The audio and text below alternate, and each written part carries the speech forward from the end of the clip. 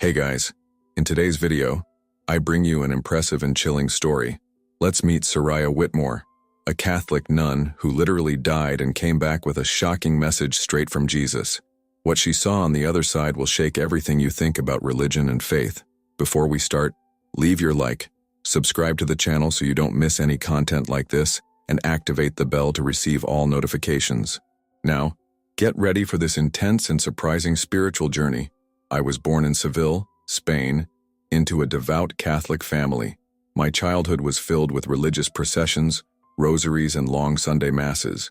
While other children ran through the cobblestone streets, I was drawn to the stillness of the chapels, the smell of incense, and the soft sound of liturgical chants. I remember sitting alone in the dark wooden pews of the church, watching the candle lights flicker and feeling a peace that the outside world never seemed to offer.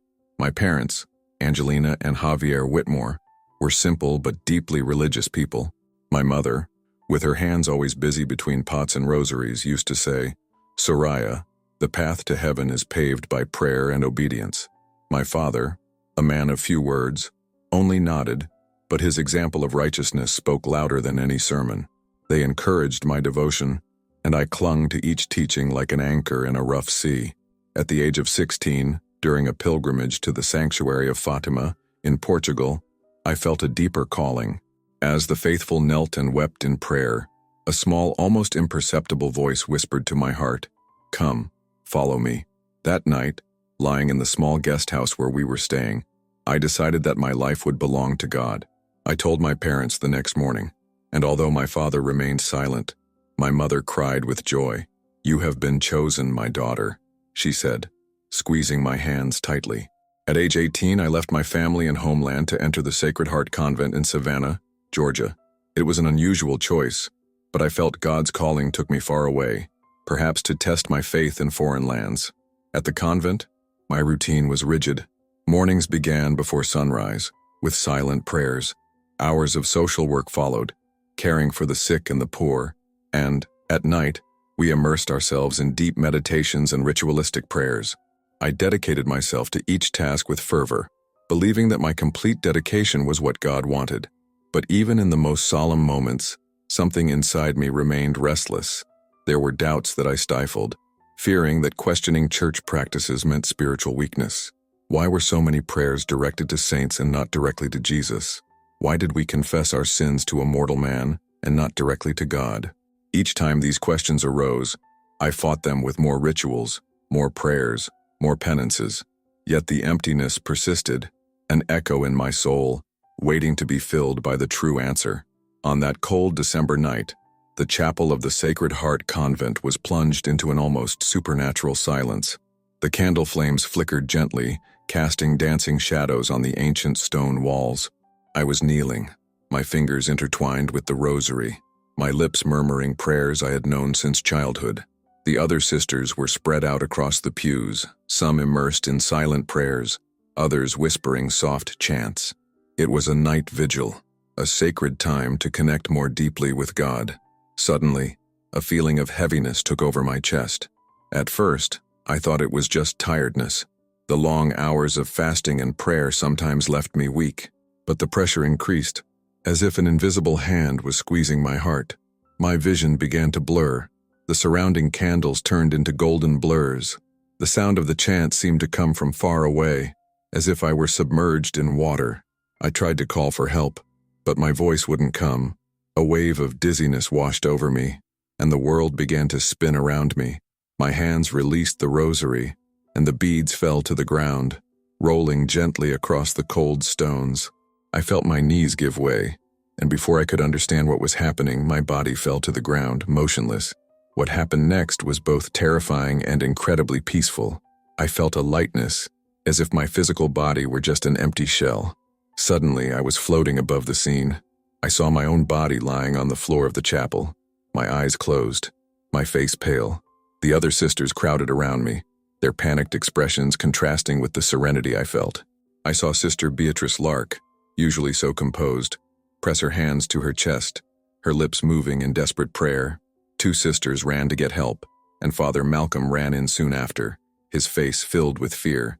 But despite the commotion around me, I felt no fear. There was a deep peace, a feeling of being enveloped in warm, welcoming love. It was as if the physical world was just a thin veil, and I was finally seeing beyond it.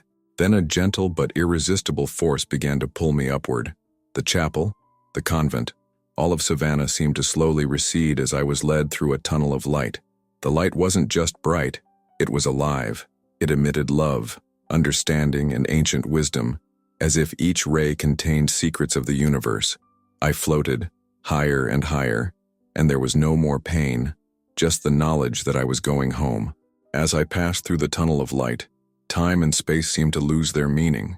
It was as if I were diving into an ocean of pure consciousness, where every particle of light carried with it a truth, a fragment of divine love.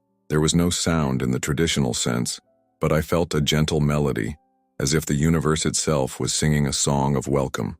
With each moment, the peace within me deepened, dissolving any trace of fear or doubt. I was received by beings of light. Their shapes were ethereal, contours of shimmering energy that emanated an indescribable presence. They had no faces, but I felt their expressions: love, acceptance, and deep knowing. Communication between us was not through words, but through a direct transmission of thoughts and feelings. Every question that popped into my mind was answered instantly, as if they already knew every fiber of my soul. "You're safe," a soundless voice echoed inside me. "We have been with you all your life." I felt a wave of gratitude wash over me. It was as if every prayer, even the most mechanical, had been heard, but at the same time, I realized that I often prayed without truly connecting. It was like lighting a candle, but without looking at the flame. Those entities knew this, but there was no judgment in their energies, just gentle guidance. Then before me, the scenario changed. There was no longer the tunnel, but a vast golden field where the very air seemed to vibrate with life. There, the beings of light led me through a process that I only later understood as reviewing my life. Before me, scenes from my existence played out, not like vague memories, but as if I were living it all over again. I not only saw, but felt every moment, every emotion. I watched my childhood in Seville, the first steps in faith, the sparkle in my mother's eyes as she watched me pray. I felt the heat of the candles in the chapel again, the smell of incense, the cold texture of the rosary between my fingers. But as the years progressed, I began to realize where my devotion turned into a habit. I found myself repeating prayers without passion, performing rituals without purpose, seeking approval from the church more than connection with God. There were times when discomfort hit me, scenes in which I counseled other sisters to follow traditions that, I now saw, were empty of meaning. I remembered when a young novice asked me why we didn't study the Bible directly anymore, and I just repeated the superior's instructions. Interpretation is up to our leaders, not us. Now, I saw the error. I had stifled a genuine search for answers with the rigidity of human rules. The beings of light remained by my side throughout the process. Whenever the pain of realization intensified, a wave of love enveloped me, like a balm for the soul. They not only showed me my flaws, but also the opportunities for redemption, and every moment of kindness, every gesture of true love, even the small and forgotten ones, shone with a special intensity, like jewels in the vast mosaic of my life. It was then that the light around me intensified. I felt an indescribable presence approaching, a force so great and loving that my entire being seemed to bow before it. It wasn't just a vision, it was an experience that transcended any human sense. I knew without a shadow of a doubt that I was in the presence of God. But not the God of images in churches or words read in scriptures, but an infinite source of love and power, a creative energy that enveloped the entire universe. I did not see a face, nor did I hear a voice, but every fiber of my soul felt direct communication with that presence. It was as if every cell of my being was being bathed in light, filled with a love that went beyond any human understanding. There was no fear, just a feeling that I was exactly where I was supposed to be. And then, in front of this light, another figure formed, Jesus. But not the Jesus of statues and stained glass windows, not the man with the serious expression and distant gaze. He was alive, real, emanating a presence so powerful that my spirit trembled. He had eyes that seemed to contain all of humanity's suffering and joy, a mixture of compassion and truth. How I looked didn't matter as much as how I felt. It was as if, looking at him, I could see every act of kindness, every sacrifice, every word of love he spoke. "Did you know me?" His voice was not a sound, but a direct impression on my soul. It was as if each word carried an eternity of meaning. I couldn't answer. Before him, every mechanical prayer, every empty ritual, every moment in which I chose to follow traditions instead of seeking a true relationship with him, was exposed. I fell to my knees, not out of obligation, but because my spirit broke in the face of the truth. Oh, I thought I knew. I finally managed to mutter, my voice a shadow in the vast spiritual field. "I thought I was serving you." He knelt before me, his hands touching my spirit. "You served religion, but not me. You followed human traditions, but your heart yearned for more." His words were a mix of sweetness and firmness, like the touch of a breeze that, at the same time, can be sharp. Images began to float around us. I saw crowds in churches repeating emotionless prayers, people lighting candles for saints, believing they would be closer to God, but leaving Jesus aside. I saw priests blessing the faithful without a true spiritual understanding, their words becoming just empty echoes in the silence of souls. "The enemy's greatest lie," Jesus continued, "is not to turn people away from religion, but to convince them that religion is enough without a relationship with me." My spirit cried. I felt the weight not only of my actions, but also of generations of traditions that, although full of good intentions, had led so many souls away from the truth. But Jesus wouldn't let me sink into despair. He enveloped me in his presence, and with every tear my soul shed, he filled me with hope.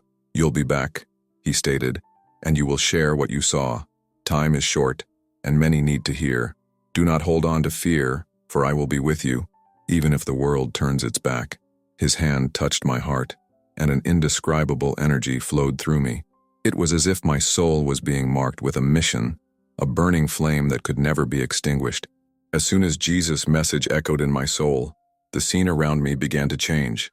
The surrounding light began to gently dissipate, and I felt a sensation of slow falling, as if I was being gently guided back into the physical world. The presence of the light beings remained around me, but now there was a sense of urgency. I knew that time was running out, and the mission entrusted to me weighed on my spirit like a sacred responsibility. The light was replaced by the gloom of a hospital room. My eyes slowly opened, and for a moment, the world seemed out of focus. The white ceiling and fluorescent lights were a stark contrast to the heavenly glow I had just witnessed. My body felt heavy, as if my soul had struggled to return to it. Gradually, familiar sounds began to penetrate my consciousness, the steady beeping of the heart monitor, the whisper of anxious voices, and the gentle hum of medical machines. I felt a warm hand holding mine. I turned my face and saw Father Malcolm, his look mixing relief and disbelief. "Soraya, you're back," he exclaimed, voice shaking. I saw tears run down his face, something I never imagined seeing in that man who was always so restrained. Where am I?" My voice was hoarse, each word feeling like it was scraping my throat. "At the hospital. You passed out in the chapel. Your heart stopped. You were clinically dead for 7 minutes," he replied, the last word spoken almost in a whisper, as if he feared that speaking this truth out loud might undo the miracle of my resurrection. Little by little, memory came back like a flood, the visions, the encounter with Jesus, the urgent message I saw with him. I began to speak, my voice still weak, but my soul burned with the need to share what I had experienced. "Jesus," he showed me the truth. "We need to connect directly to him. Rituals and traditions are not enough. Religion alone does not save." Father Malcolm's face changed subtly. His expression of relief was replaced by a shadow of discomfort. "Soraya, you've been through trauma. Maybe it's just delusions. The human mind can play tricks." "No," my voice gained strength. "I know what I saw. He sent me back to share it. People need to know that salvation is in Jesus, not in candles, not in mechanical prayers, not in confessions to men, but in a direct relationship with him." Silence fell over the room. Father Malcolm removed his hand from mine, his face now a mask of caution. "Maybe we should talk to Sister Beatrice first. It's important that we don't cause confusion among the sisters." His voice was full of reservations, and I realized in that instant that my journey back to life would be more challenging than I could have ever imagined. Even though I was physically weak, I felt a spiritual strength growing within me. I knew that rejection would come, that the path would be lonely, but the flame that Jesus had lit in my soul would never be extinguished. I was back in the world, but nothing would be the same again. The following days in the hospital were a mixture of revelation and pain. Although my body was still recovering from the collapse, my soul was on fire, eager to share what I had seen and learned. However, every attempt to talk about my experience was met with suspicious looks and awkward silence. Sister Beatrice Lark was the first to visit me. His presence always brought an air of discipline to the environment, and that hospital room was no different. She entered silently, holding a rosary in her wrinkled hands. Her gaze was cold, distant, and when she sat down next to me, I felt the weight of judgment. "Soraya, the sisters are worried," she began, her voice low but firm. "What you have said about visions and messages of Jesus. We cannot allow the convent to become a stage for heresy." "Heresies." My voice was still weak, but disbelief strengthened it. "Sister, I saw it. I went to him. Jesus showed me the truth. He said only a direct relationship with him can save us, not church traditions." Sister Beatrice's eyes narrowed. "You are challenging the authority of the Holy Church? Do you know what that means? How many saints and martyrs followed these rituals that you now deny?" "I'm not reneging on faith," I replied, struggling to remain calm. "But Jesus showed me that many practices have lost their purpose. We are teaching people to look for saints, statues, intermediaries, while Jesus himself is available to everyone without intermediaries." She stood up, the rosary dangling from her hand like a steel chain. "I fear for your soul, Soraya, and I fear for the impact your words may have on the other sisters. If you do not turn back, if you do not renounce these views, you will no longer have a place among us." With those words, she left, leaving the room filled with piercing silence. I lay back down, the cool pillow under my head, contrasting with the heat burning inside me. I knew this was just the beginning of the rejection. If Sister Beatrice, whom I'd always considered a mentor, saw me as a threat, what could I expect from the other sisters? From Father Malcolm? From my own family? The following days confirmed my fears. The sisters who came to visit me did not bring the comfort of faith, but rather the weight of warnings. Father Malcolm returned, but now his tone was more cautious, almost bureaucratic. He suggested that I rethink my testimony, perhaps soften it, so as not to cause disruption in the community. "Do you want me to lie?" I asked, my voice carrying exhaustion and frustration. "It's not about lying, Soraya," he replied, his eyes avoiding mine. "It's about protecting the church, about maintaining order. Not everyone is ready for different interpretations." The message was clear. Either I was silent, or I would be silenced. It didn't take long for the decision to be made. I was officially expelled from the convent. The justification was vague. There was talk of mental health issues and the need for spiritual recovery. The truth, however, was that my experience threatened to shake the structures of tradition. The biggest pain came when I looked for my family. My sister, Elena, who had always been my support, refused to listen to me. "Soraya, what you're saying is dangerous. Our mother, she would die of heartbreak if she were alive." His words were like knives, cutting the last ties I had to my old life. I was alone. No convent, no church, no family.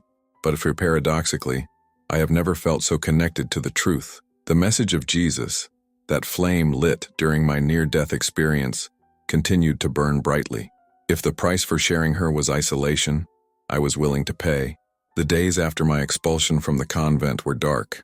I wandered the streets of Savannah, feeling like a foreigner in the city I had called home for so long. The historic facades and oak trees covered in Spanish moss seemed to encase me in a bubble of solitude. With the little money I had, I managed to rent a small room in a rundown boarding house, where the musty smell mingled with the distant sound of traffic. At first, I didn't know how to begin my mission. Jesus' words echoed in my mind.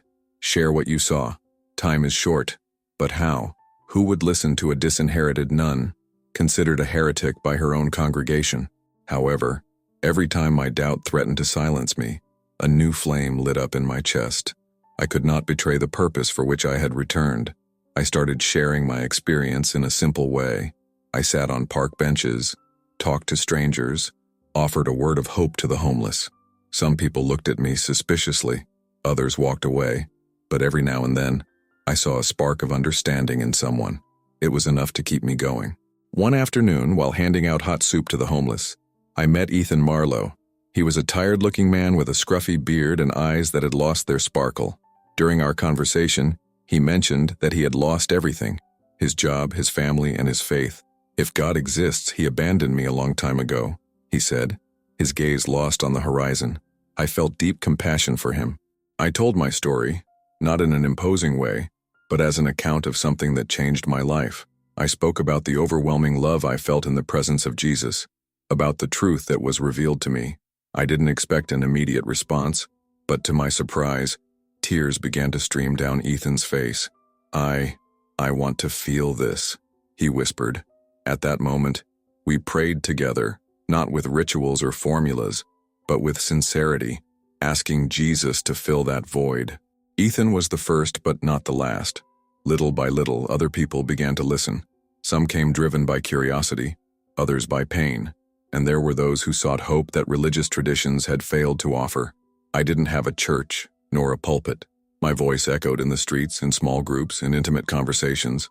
I knew I wasn't reaching crowds, but every heart touched was a victory. Resistance, however, did not diminish. The local church issued warnings against me, warning the faithful not to get involved with "she who has lost her way." My family, especially my sister Elena, closed in even more. However, when she herself went through a personal crisis, she found the strength she needed in my testimony. It was a long and painful process, but finally, I saw my sister genuinely encounter Jesus, not through intermediaries, but through true surrender. Over time, I found small allies, people who, like me, had had spiritual experiences that went beyond the walls of churches. Together, we began to form a small community. There were no dogmas, just the search for a direct connection with divine love. We prayed together, helped those in need, and, most importantly, shared our stories, believing that each story was a seed planted in someone's soul. Although I still felt the pain of rejection, it no longer consumed me. I had found a new family, a new mission. I knew that the path would always be full of challenges, but the flame within me continued to shine, guiding me even on the darkest nights.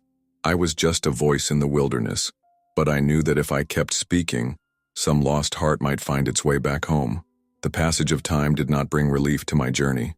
On the contrary, the more I shared my experience, the more intense the opposition became. However, my faith grew stronger with each soul touched, with each person who, upon hearing my story, allowed a spark of truth to light in their heart. I knew that the testimony was not just mine, but a call for others to also find the direct path to Jesus, without the constraints of human traditions. The city of Savannah, with its cobblestone streets and its aura of Southern mysticism, became the setting for my mission. I walked through the markets, sat on benches in the squares, and visited shelters and hospitals. No matter the place, there was always someone needing to hear a message of hope. The environment was often hostile. People accused me of disrespecting the church. Some religious people looked at me with contempt, and on more than one occasion, I was removed from public events for trying to talk about my experience. But there were also moments of pure grace. I remember an elderly woman, Mary Ann, who approached me after hearing me speak at a community fair. Her eyes were teary, and she told me that, for years, she had felt lost inside her own church.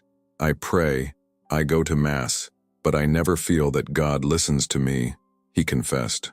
As I shared with her what I learned during my near-death experience, I saw her expression change, as if a heavy curtain had been pulled back, allowing light to enter. With each person touched, I felt that the mission entrusted to me was being accomplished, but the spiritual battle did not subside. I received anonymous letters of reprimand, some even threatening. One day, I was approached by a group of local religious people who tried to intimidate me. "You are deceiving God's people," they said. "What you preach is dangerous and can lead souls to perdition." "I preach nothing other than Jesus himself," I replied, with the calm that only the Holy Spirit could give me. He sent me back to share this truth. It is not traditions that save, but a direct relationship with him. The opposition reached a point where they banned me from speaking at any event organized by the church. My family remained distant, and loneliness became a constant companion. However, Even when it seemed like the whole world was against me, I didn't feel alone. In my prayers, I felt the presence of Jesus, his love, and his guidance, and that was enough. The urgency of the message remained alive. I knew time was short. The visions I had during my near-death experience often came back in dreams, showing me lost crowds, expressionless faces, people sleepwalking inside temples that were grand but empty of life. Each of these visions reinforced my mission. I began recording my testimony in writing. Each page was a prayer, an attempt to reach those who might never meet me in person. The book that was born from this effort did not become a bestseller, but it fell into the right hands. People began writing to me, sharing their own spiritual experiences and how much my story had resonated with their souls. Along this arduous path, I have seen people find true faith. I saw families restored, addicts freed, and hardened hearts melt under the love of Christ.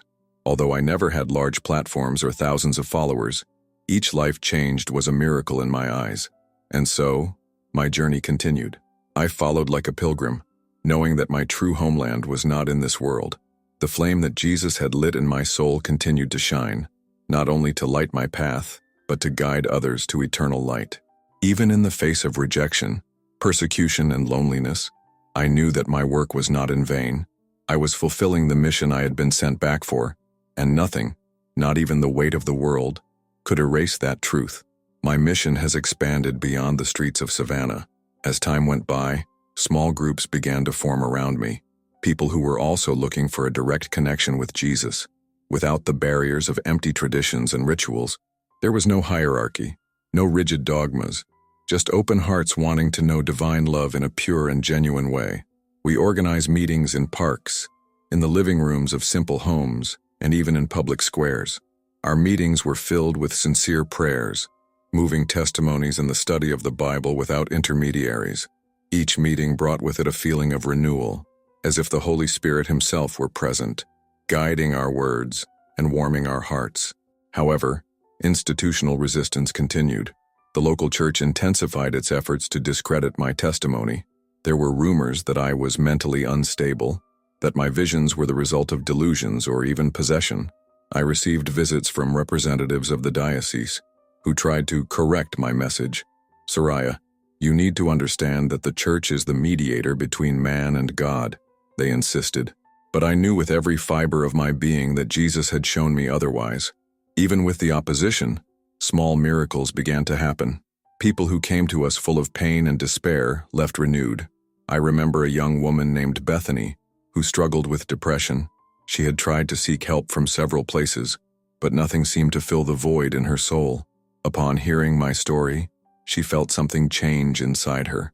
During a simple prayer, he gave his life directly to Jesus and little by little, found the strength to start over.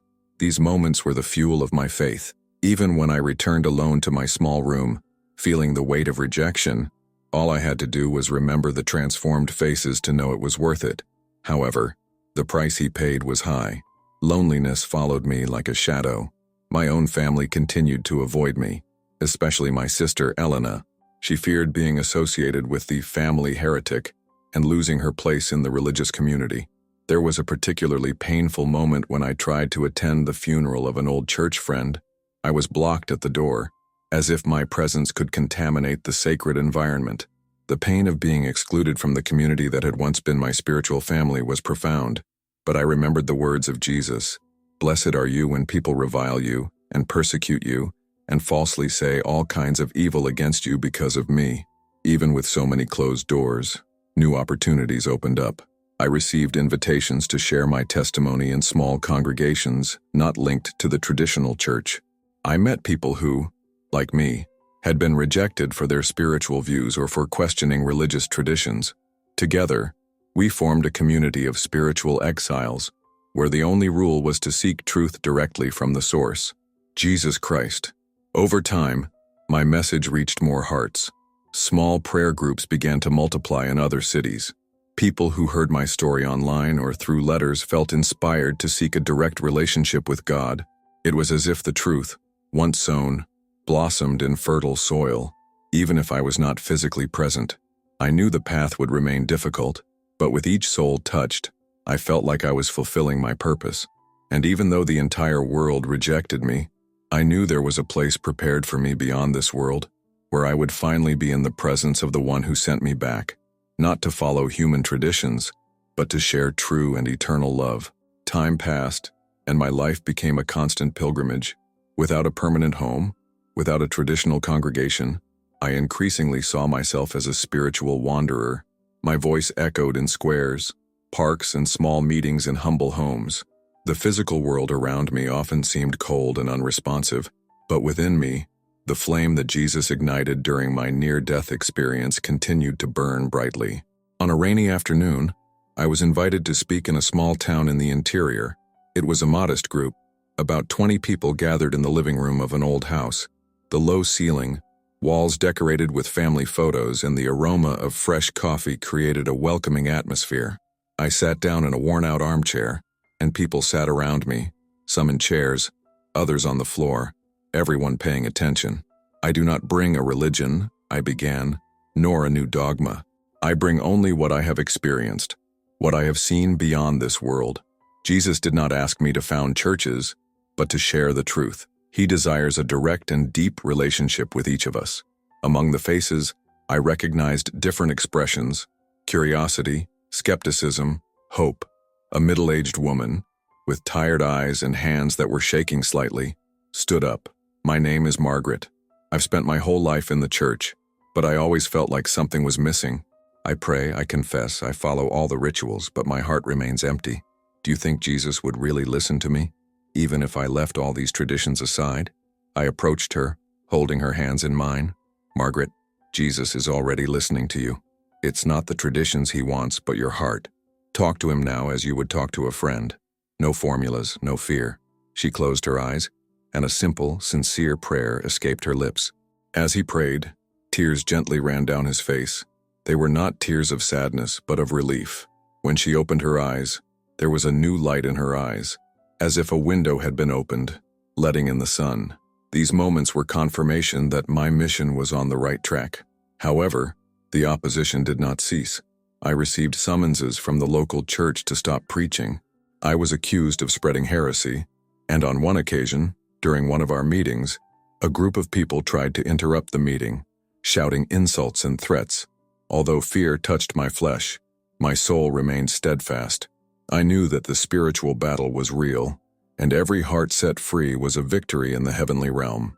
Even facing persecution, I saw people rising in faith. Ethan Marlowe, once just a lost man, has become one of my biggest supporters. He helped organize meetings, welcomed new participants, and often shared his own testimony of how he had found true peace. My sister Elena, after much resistance, also began to participate discreetly. His presence was a direct answer to me that the love of Jesus had no limits, even for those who had previously rejected me. The community that formed around us was unconventional. We had no temple, no formal liturgy. Our meetings were spirit-led, where everyone could share, pray, and find support. We become a family of souls, united not by doctrines, but by the living and transforming truth of Jesus. And so, my mission continued. Every day was an opportunity to share, to welcome, to show that the path to God was direct and accessible to everyone. Even though I no longer had the comfort of the traditions I once followed, I found a new kind of security. The security of being exactly where Jesus wanted me to be, doing what he sent me to do. The years that followed were a mix of sacrifice and redemption. With each new dawn, I woke up with the same prayer on my lips: "Lord, use me to reach those who need you."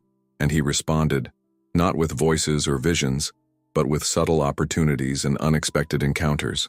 My life became a constant walk, a spiritual journey without a map, where every corner could reveal a new soul hungry for truth. The rejection of the institutional church was just the beginning of the trials. In many places, I was seen as a threat. My meetings were monitored, and the few open doors began to close one by one. Local religious leaders even sent letters to surrounding communities, warning about the heretical former nun who was preaching a dangerous message. My story was distorted, and rumors of mental insanity spread. But in the silence of my prayers, I knew I was on the right path. My family remained distant, especially my sister Elena. Whenever I tried to contact her, she refused my calls, or responded with cold, formal messages. However, one unexpected day, when I was about to start a small meeting in a square, I saw his face in the crowd. She was standing, half hidden behind a group of people, her eyes filled with something between fear and hope. After the meeting, I approached her. Elena, my voice trembled, filled with years of longing. She didn't respond immediately, but her eyes filled with tears. Finally, she whispered, "I needed to hear it for myself, not what they say, but what you have to say."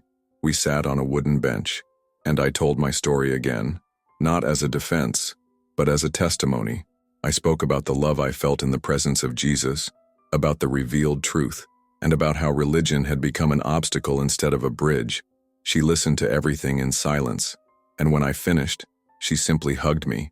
In that moment, years of pain and distance dissolved, and I felt like a new page was being turned in our lives. Elena became my ally. While not completely abandoning her religious roots, she began to seek a direct connection with Jesus. Your presence at my side gave me new strength, and together we continued the mission. Now, with fraternal love restored, she brought her own perspective, helping me reach those who, like her, were caught between tradition and the genuine calling of Christ. However, rejection still came from all sides. With each new city we visited, we encountered resistance. Some meetings were interrupted, leaflets were torn up, and my name became synonymous with rebellion in some religious communities. However, for every closed door, God opened a window, and each person touched was living proof that the effort was not in vain. Time is a silent teacher. I learned to deal with the pain of rejection, to welcome those who arrived hurt, and to say goodbye to those who were not ready to listen. My mission was not to force anyone to believe, but just to plant seeds. Some fell on rocky ground, others were suffocated by the worries of the world, but many found fertile soil and flourished. And so, my life continued. No status, no wealth, but filled with the kind of joy that only the love of Jesus can provide. My story became more than an account of a near-death experience. It became an invitation to all who wanted to abandon religious appearances and embrace a true, living faith. Today, looking back, I see my journey as a long and challenging spiritual pilgrimage. From the convent in Savannah to the dusty roads of small-town America, each step was guided by a greater force, a love that transcends all human understanding. I no longer have the habit of a nun. I no longer have the recognition of the church or the support of my former community, but I have found something much greater, the living truth of Jesus. The message he gave me in that near-death experience lives on in me. My life has become a constant warning to all who, like I once was, are trapped in the bonds of human traditions, believing that rituals and rules can replace a direct relationship with Christ. I learned, often in the most painful way, that true love is the greatest testimony. There is no point shouting truths if the heart is not capable of embracing those who reject it. The community that has formed around me does not have grand temples or elaborate ceremonies. Our meetings take place in simple houses, under trees in parks, or even on benches in public squares. What unites us is the sincere search for the presence of Jesus, a direct and barrier-free connection with the Savior. Many who come to us bring deep wounds, scars left by institutionalized religion, but they also bring us silent hope, a flame that only needs a breath of the Spirit to ignite again. My sister Elena now walks beside me. Your presence is a constant reminder that love can heal even the deepest divisions. Together we welcome those who are tired and overwhelmed, offering not doctrines, but the simplicity of a true conversation with God. Ethan Marlowe, once just a lost soul, has become a pillar in the community, guiding others with the same compassion he once received. Although I have lost a lot, I have never felt more complete. My treasure is no longer in traditions or social acceptance, but in the certainty that I am fulfilling the mission for which I was sent back. Every time I see someone pray sincerely, without formulas or intermediaries, I feel that the flame lit in my near-death experience continues to spread, touching hearts and freeing souls. I know time is short. The visions I received during my NDE continue to alert me to the urgency of this message. Jesus does not want blind followers of religions, but close friends, people who know his heart and live his love in everyday life. My voice may not reach crowds, but each heart touched is worth more than 1,000 applauses. I know that when the time comes to cross the veil again, I will not be afraid. I will be returning home, to the arms of the one who loved me before I even existed. And I hope that by my side, there will be many of those who have found the truth through the simplicity of the gospel, because, in the end, it is not traditions, but true love that leads us to eternal life. If you like this beautiful spiritual testimony, leave a like, comment on your impressions, subscribe to the channel, and don't forget to activate the notification bell to watch each new video and help us spread this message to a greater number of people.